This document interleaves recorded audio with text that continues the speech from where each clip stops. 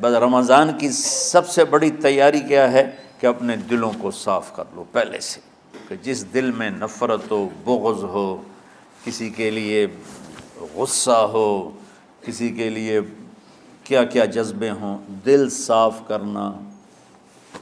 ہمارے گھروں میں روزانہ جھاڑو ہوتا ہے، یہاں مدرسے میں روزانہ صفائی ہوتی کہ نہیں ہوتی؟ چونکہ دنیا کی اصل گندگی ہے تو جھاڑو ہاتھ سے نہیں چھوٹ سکتا۔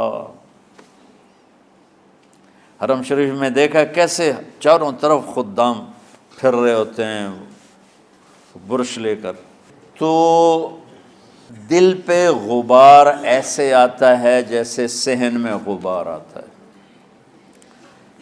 دل پہ گندگی ایسے آتی ہے جیسے صحن میں آتی ہے۔ تو ہم نے نظام بنایا ہوا ہے، لوگ مقرر ہیں وہ روزانہ جھاڑو دیتے ہیں۔ تمہارا دل ایک آنگن ہے، ایک صحن ہے، اس میں بغض، نفرت، حسد، پتہ نہیں کیا کیا گندگیاں آئیں گی اور آتی رہیں گی۔ بچوں ایک کام کرو، جھاڑو پکڑ لو، صاف کرو۔ یا اللہ معاملہ تجھ سے کرنا ہے، لوگوں سے نہیں۔ کسی نے برا کہا، کسی نے غیبت کی، کسی نے گالی دی، کسی نے دھکا دیا، کسی نے حق مارا، کسی نے کچھ کیا، یا اللہ تیرے سپرد میں نے اپنے دل کو سب سے صاف کیا، میں نے اپنے دل کو سب سے صاف کیا۔ یہ اتنی بڑی عبادت ہے کہ بڑے بڑے نفلوں والے، تہجد والے، حج عمرے روزے والے تمہیں نہیں پکڑ سکیں گے، چونکہ اس کا کرنے والا دنیا میں کوئی نہیں۔ نفل پڑھنے والے تو بے شمار ہیں، عمرے کرنے والے بے شمار ہیں، علماء بے شمار ہیں، حاجی بے شمار ہیں، سخاوت کرنے والے بے شمار ہیں، لیکن اس ٹکڑے کو صاف کرنے والا لاکھوں میں ایک بھی نہیں ہے۔ مشکل کام ہے، آپ یہ سیکھ لیں، صاف کرو، صاف کرو، صاف کرو۔ یہ رمضان کی سب سے بڑی تیاری اور علم کو حاصل کرنے کی سب سے بڑی چابی ہے کہ اپنے دل کو کھلا کر لو۔ کوئی چیز خالی ہوگی تو کچھ آئے گا۔ جس دل میں بغض بھرا ہو، نفرت بھری ہو، حسد بھرا ہو، کینہ بھرا ہو، اس میں خاک آئے گا، اس میں تو علم کی ایک کرن بھی نہیں آئے گی۔ اس زبان سے چاہے جتنے مرضی موتی بکھیرے، دل اس کا اندھا ہوگا۔ لا تعمى الابصار ولكن تعمى القلوب التي في الصدور۔ یہ آنکھوں سے اندھے نہیں، دل سے اندھے ہیں۔ تو بچوں اپنے دل کو صاف کرنا سیکھو۔ وہ کتنی مشہور حدیث ہے، آپ نے کہا اس دروازے سے ایک جنتی آ رہا ہے، تو ایک انصاری صحابی داخل ہوئے، جوتا ہاتھ میں، داڑھی میں وضو کا پانی۔ اگلے دن اس دروازے سے ایک جنتی آ رہا ہے، تو ایک صحابی آئے، ہاتھ میں جوتا، داڑھی میں وضو کا پانی۔ وہی صحابی اگلے دن اس دروازے سے ایک جنتی آ رہا ہے، تو وہی صحابی 3 دن جنت کی بشارت لی۔ اس صحابہ کی جماعت میں ایک شخص ہیں جن کا نام ہے عبداللہ بن عمرو بن عاص۔ ان سے بڑا عبادت گزار صحابہ میں کوئی نہیں تھا، نہ سابقین میں، نہ متاخرین میں، نہ پہلوں میں، نہ بعد والوں میں۔ ان کی عبادت کیا تھی؟ ساری رات جاگنا، سارے دن کا روزہ، اور ایک ختم قرآن صبح سے شام تک۔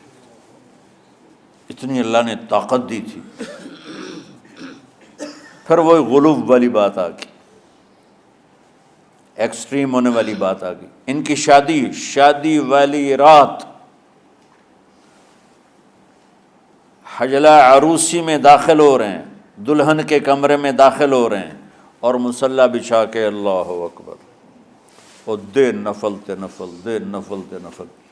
تو ان کی بیگم نے دیکھا تو وہ بھی خیر کا زمانہ تھا، انہوں نے بھی وضو کیا اور پیچھے مصلی بچھا کے وہ بھی فجر تک نفل پڑھتے رہے۔ صبح ہوئی تو حضرت عمرو بن عاص رضی اللہ عنہ نے پوچھا بیٹی رات کیسی گزری؟ کہا جی ماشاءاللہ آپ کے بیٹے تو بڑے عبادت گزار ہیں، ساری رات نفلوں میں ہی گزری۔ تو وہ ان کو شکایت کر دی۔ حضرت عمرو بن عاص کو اتنا غصہ چڑھا، وہ بیٹے کو تو کچھ نہیں کہا، کتنی حکمت کی بات ہے، سیدھے گئے اللہ کے نبی کے پاس، یا رسول اللہ یہ عبداللہ دیکھیں کیسا نادان ہے، اس کی شادی کی ساری رات نفل پڑھتا رہا۔ تو آپ کہتے ہیں ماشاء اللہ کتنی بڑی بات ہے، نفلوں میں گزر گئی، رات بھی نفلوں میں گزر گئی۔ تو آپ نے حضرت عبداللہ بن عمر کو بلا کے ڈانٹا کہ تو نے مہینے میں 3 دن روزے رکھنے ہیں، بس اس سے زیادہ نہیں رکھنے، اور ہفتے میں 1 قرآن ختم کرنا ہے۔ کہا یا رسول اللہ میرے اندر طاقت زیادہ ہے۔ پھر اچھا 15 دن روزے رکھنے ہیں، کہ نہیں میرے اندر طاقت زیادہ ہے۔ آپ اس کو تھوڑا تھوڑا کر کے گھٹاتے رہے، اور وہ ہر دفعہ نہیں یا رسول اللہ میرے اندر طاقت زیادہ ہے۔ تو آخر میں آپ نے کہا اچھا چلو صوم داؤدی پہ آ جاؤ، 1 دن روزہ رکھو، 1 دن افطار کرو، اور 3 دن سے پہلے قرآن ختم نہیں کرنا۔ تو آپ نے اس کو پیچھے کیا۔ یہ بیٹھے تھے اس محفل میں، ان کے دل میں آیا کیا یہ بزرگ مجھ سے زیادہ عبادت کرتا؟ رات میں ساری جاگتا ہوں، دن روزہ رکھتا ہوں، 1 ختم کرتا ہوں، تو جنت کی بشارت تو مجھے ملنی چاہیے تھی، ان کو کیسے مل رہی؟ یہ کسی کتاب میں نہیں لکھا کہ یہ ان کا جذبہ تھا، لیکن جو کہ میں ان کی سیرت کو جانتا ہوں تو مجھے خیال آتا ہے کہ ان کی نفسیات میں یہ بات آئی ہوگی، چونکہ صرف انہی کو خیال آیا کہ میں جا کے دیکھتا ہوں کہ یہ بزرگ کیا کرتے ہیں۔ تو ان کے پاس پہنچ گئے، چاچا ذرا، وہ ادھیڑ عمر تھے، چاچا وہ میرے ابا تھوڑے ناراض ہیں، تو کچھ دن آپ کے پاس گزارنا کا، بیٹا بسم اللہ آ جاؤ۔ اب رات ہوتے ہی عشاء کی نماز پڑھ کے انہوں نے جلدی سے چادر اوپر لی اور یوں سراغ کر کے ان چاچے کو دیکھنے لگے ایسے کر کہ اب یہ کیا ساری رات سجدہ کرے گا، اور ساری رات روتے روتے روتے روتے مصلی گیلا ہو جائے گا، یا ساری رات رکوع کرے گا، ساری رات قیام کرے گا، ساری رات قرآن پڑھے گا، اس تصور سے یوں دیکھ رہے۔ اور وہ بزرگ صحابی تشریف لائے، سرانے پہ سر رکھا، اللہم بسمک اموت و احیا، ہو گئے۔ اب یہ دیکھ رہے ہیں ابھی اٹھیں گے، ابھی اٹھیں گے، ابھی اٹھیں گے، اٹھے نا، فجر کی اذان پہ اٹھے۔ اب یہ تو حیران پریشان ہو گئے کہ یہ کیا ہو؟ اس زمانے میں تو منافق تہجد نہیں چھوڑتے تھے ڈر کے مارے کہ پتہ نہ چل جائے ہمارے کفر کا، تو یہ چاچا جنت بھی لے گیا تو ستا بھی پیا کہ چلو کل دیکھوں گا۔ اگلی رات پھر چادر سر پہ کر کے اور یوں سوراخ کر کے لیٹے ہوئے اور دیکھ رہے۔ چاچا پھر تشریف لے اور سرانے پہ سر رکھا، اللہم بسمک اموت و احیا، ہو گئے۔ فجر کی اذان پہ اٹھے، یہ اور پریشان ہو گئے کہ میرا نبی کا فرمان تو سچا ہے، اس میں تو شک بھی کفر ہے، لیکن عمل کیا ہے جس پر اس کو جنت کی بشارت ملی؟ 2 رکعت نفل بھی نہیں۔ اور آج کے دور میں تم میں سے ماشاءاللہ اکثر بچے تہجد پڑھتے ہیں کہ 1 رات اور دیکھوں گا، تیسری رات اللہم بسمک اموت و احیا، ہو گئی ساری رات۔ تو تیسری رات پھٹ پڑے عبداللہ بن عمر، کہنے گے چاچا میری ابا سے کوئی لڑائی نہیں تھی، 3 دن میں تیرے بارے میں سنتا رہا، جنتی جنتی جنتی۔ میں دیکھنے آیا تھا کہ آپ کیا کرتے ہیں، آپ تو کچھ بھی نہیں کرتے ہو، ساری رات سوتے رہتے ہو، اب کیا کرتے ہو؟ انہوں نے کہا بیٹا یہی ہے جو تم نے دیکھا ہے۔ اب ان کو سمجھ میں نہیں آ رہا کہ یہ جوڑ کیسے بٹھاؤں، ادھر جنت کی بشارت، ادھر ساری رات خراٹے، اب یہ اس میں جوڑ کیسے بٹھاؤں، کیونکہ نبی کی بات تو غلط ہو نہیں سکتی۔ تو اب وہ نا ایسے نا بڑے بے دل سے ہو کر واپس مڑے، پتہ نہیں کی چکر ہوئے گی کوئی گل۔ جب وہ دروازے تک پہنچے تو کہنے لگے بیٹا ادھر آنا، واپس آ گئے۔ کہا میں تمہیں اصل راز کی بات بتاتا ہوں۔ کہا کیا ہے کیا ہے؟ تو یہاں ہاتھ رکھا، کہا یہ جو دل ہے نا اس میں کسی انسان کی نفرت نہیں۔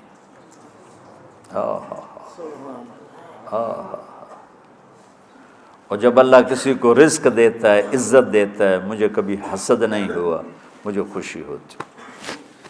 تو عبداللہ بن عمر نے کہنا تھا ہاں یہ بات ہے، نہیں، انہوں نے کہا ھذا ہوا، اچھل کے کہنے لگے ہاذا ہوا، ہاں ہاں ہاں ہاں یہی ہے یہی ہے یہی ہے۔ پھر کہنے لگے چاچا پر یہ میرے بس کا نہیں ہے، کون کرے گا یہ؟ اتنے بڑے آدمی ہو کر کہہ رہے ہیں کہ یہ میرے بس کا نہیں۔ تو بچوں، دنیا میں جنتی بننا ہے اور علم اللہ سے لینا ہے تو اسے صاف کر دو، سب کی نفرت سے۔ اس نے مجھے یہ کیوں کہا، اس نے مجھے یوں کیوں دیکھا، اس نے میرے بارے میں یوں کیوں کہا، اس نے میرے بارے میں یہ کیوں لکھا۔ جس کی تعریف ہوتی میری کتنی برائی ہوتی، صرف تعریف تو نہیں ہوتی، بھرا پڑا سوشل میڈیا مجھے گالیاں دیں۔ اللہ کے فضل سے میرے دل میں ایک ذرے کے برابر کبھی کوئی منفی جذبہ نہیں آیا، آئے تو میں دھو کے صاف کر دیتا ہوں، یا اللہ میں نے اپنے دل کو صاف کیا، میرا معاملہ تیرے ساتھ ہے، کسی کے ساتھ نہیں۔ یہی آپ رمضان کی سب سے بڑی تیاری، علم کے حاصل کرنے کا سب سے بڑا ہتھیار آپ کو یہ نہیں ہے کہ تمہیں کتابیں یاد ہو جائیں، تمہیں اشعار یاد ہو جائیں۔ تو ساری امت سے کہتا ہوں رمضان کا استقبال کرو دلوں کو صاف کر کے، نفرتوں کو مٹا کے، مذہبی نفرت، دنیاوی نفرت، رشتوں کی نفرت، بول چال کی نفرت، سیاست کی نفرت، لین دین کی نفرت، ان سب سے اپنے دل کو صاف کرو تاکہ رمضان میں اللہ نے علم اتارا، اللہ تعالیٰ آپ کو علم عطا فرمائے، اور باقی لوگ جو عام دنیا میں زندگی گزار رہے ہیں ان کے دلوں میں اللہ رمضان کا نور اتارے اور ہدایت کا نور اتارے۔ یہ سب سے بڑی تیاری ہے اس کی۔ اور کسی سے گلہ ہے، غصہ ہے، ناراضگی ہے، کسی سے بولتے نہیں ہو، ابھی سے شعبان آ چکا ہے، آپ شعبان سے رمضان کی تیاری شروع فرما دیتے تھے، تو اس کی تیاری کیا ہے؟ وہ دلوں کو صاف کرو، معاف کرو، معافی مانگو، تمہارا قصور نہیں پھر بھی معافی مانگ لو، دلوں کو صاف کرو، اور اللہ سے سخاوت مانگو کہ اللہ کو سخی بھی پسند ہے اور صاف دل والا بھی پسند ہے۔